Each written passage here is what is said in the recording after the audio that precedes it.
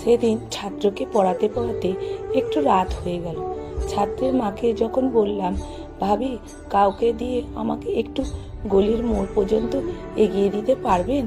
আসলে এই গলিতে কিছু বখাটে ছেলেরা বসে আড্ডা দেয়, তাই যেতে একটু ভয় লাগে। আমার কথা শুনে ছাত্রের মা হাসতে হাসতে বলল, তুমি ভয় পাও নাকি? তোমাকে দেখে গলির ছেলেগুলো উল্টে ভয় পায়। কিছুটা অবাক হয়ে বললাম, মানে? উনি হেসে বলল, না কিছু না, তোমার গায়ের রং যে পরিমাণ কালো, তুমি অন্ধকারে হাঁটলে তোমাকে তো কেউ দেখার কথাই না। ছাত্রীর মায়ের কথা ইঙ্গিতটা ঠিক বুঝতে পারলাম না, তাই কিছু না বলে চুপচাপ বাসা থেকে একাই বের হয়ে গেলাম। মাঝে মাঝে সৃষ্টিকর্তাকে প্রশ্ন করতে ইচ্ছে করে, হে খোদা, মানুষ রূপে যেহেতু পাঠিয়েছ, তাহলে গায়ের রংটা একটু ফর্সা বানিয়ে পাঠালে কি এমন ক্ষতি হতো? মানুষের এত লাঞ্ছনা আর সহ্য হয় না। রাতে যখন খাবার খাচ্ছিলাম, তখন মা কিছুটা ভয়ে ভয়ে বাবাকে বলল, কাল যে ছেলেটা রীতাকে দেখতে আসবে, শুনেছি সেই ছেলেটা নাকি আগেও একটা বিয়ে করেছিল। বাবা খেতে খেতে কর্কশ গলায় বললেন, করেছিল বিয়ে। সে সংসারে নাকি 6 বছরের একটা সন্তান আছে।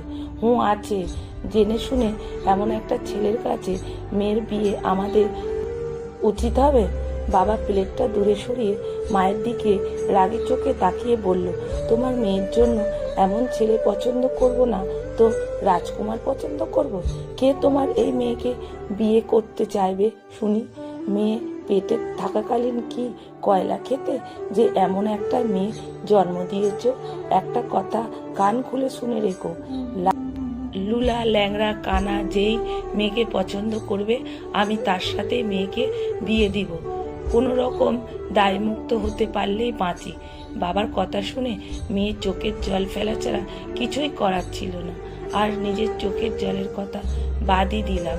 পরের দিন পাত্রপক্ষ যখন আমাকে দেখতে আসলো, তখন মা নিজের হাতে আমাকে সাজিয়ে দিচ্ছিল। বাবা তড়িঘড়ি করে রুমে ঢুকে মাকে বলল, যেভাবে পারো মেকআপ টেকআপ দিয়ে হলেও মেয়েকে সাজিয়ে দাও। মেয়েকে কোনো রকম পছন্দ করলেই বাঁচি। এই মুহূর্তে নিজেকে মানুষ না, সাজিয়ে গুজিয়ে কোরবানি হাটে তোলা গরু মনে হচ্ছিল। গরুকে সুন্দর করে সাজালো, ক্রেতাদের যেমন আকর্ষণ বাড়ে, তেমনি আমাকে সাজানো হচ্ছে যেন ছেলেপক্ষ পছন্দ করে। ছেলেপক্ষ আমাকে দেখে খুব একটা পছন্দ করলো না। বাবার কাছে অনেক টাকা যৌতুক চাইলো, যৌতুকের বিনিময়ে বিয়ে হবে। পাত্রপক্ষ চলে যাওয়ার পর বাবা আমার কাছে এসে বলল, বাজারে তো বিষ পাওয়া যায় নাকি, খেয়ে মরে যেতে পারিস না? আমি কিছু না বলে শুধু পাথরের মতো বসে রইলাম। সৃষ্টিকর্তা বান্দাকে একদিক অপূর্ব রাখলে অন্যদিকে পূর্ণতা বাড়িয়ে দেন। দেখতে অসুন্দর হলেও পড়াশোনায় মোটামুটি ভালোই ছিলাম। নিজের কানে আশেপাশে মানুষ ছাড়াও জন্মদাতা বাবা অনেক অপমান সুযোগ কথা শুনিয়েছে। নিজের চোখে মাকে নীরবে চোখের জল ফেলতে দেখেছি, নিজের চোখে জল ফেলেছি আর পড়াশোনায় মনোযোগ দিয়েছি। বছরখানেক পর আমি সফল হয়েছি। আজ আমি ঊর্ধ্বতন সরকারি কর্মকর্তা। কিছুদিন আগে অফিস থেকে বাসায় ফিরে দেখি সেই ছাত্রের মা এসেছে তার ভাইয়ের সাথে আমার বিয়ের প্রস্তাব নিয়ে। এটা শুনে মুচকি এসে ওনাকে বললাম, ভাবি আপনার ভাই আমাকে অন্ধকারে খুঁজে পাবে তো? আমাকে দেখে কি ভয় পাবে না? যা হোক, বাসায় যখন এসেছেন চা নাস্তা খেয়ে চলে যান। কথাগুলো শুনে উনি কিছু না বলে মাথা নিচু করে চলে গেল। পরের দিন সকালে ঘুম থেকে উঠে দেখি যে পাত্র আমাকে যৌতুকের বিনিময়ে বিয়ে করতে চেয়েছিল, সে পাত্র বাসায় এসে হাজির। বাবাকে বলছেন সে কোনো কিছু চায় না, শুধু আমাকে বিয়ে করতে চায়।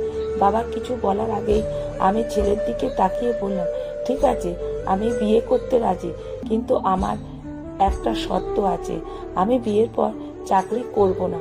আমার কথা শুনে ছেলেটা অবাক হয়ে বলেন, কেন, চাকরি করলে সমস্যা কি? আমি তখন বললাম, আমি বিয়ের পর শুধু সংসার মন দিব, স্বামীর সেবা যত্ন করব, বাইরের চাকরি বাকরি করতে পারবো না। ছেলেটা অবাক হয়ে বলল, এত বড় চাকরি না করলে তো হবে না। রাগী চোখে ছেলেটার দিকে তাকিয়ে বললাম, বাইরে যাবার দরজাটা ওই দিকে, তুই আর 1 মিনিটও দাঁড়ালে থাপ্পড় মেরে তোর সবটা দাঁত ফেলে দেব। ছেলেটা কিছু ভয় পেয়েই বাসা থেকে দ্রুত পায়ে বের হয়ে গেল। বাবা আমার কাছে এসে বলল, তুই কি বিয়ে করবি না? আমি বললাম, অবশ্যই বিয়ে করব। যদি কোনো ছেলে আমাকে চামড়া দেখে বিচার না করে আমার চাকরির প্রতি লোভ না করে তাকেই বিয়ে করব। কিন্তু মা, বাবাকে থামিয়ে দিয়ে বললাম, বাবা আমি দেখতে কালো হই, আমার যেমনই হই না কেন, আমি তো তোমারই মেয়ে। মানলাম বাবা হিসাবে আমাকে নিয়ে তোমার টেনশন হতো এবং হওয়াটা স্বাভাবিকও, তবুও তুমি কি করে পারতে নিজের মেয়েকে এতটা কষ্ট দিয়ে কথা বলতে?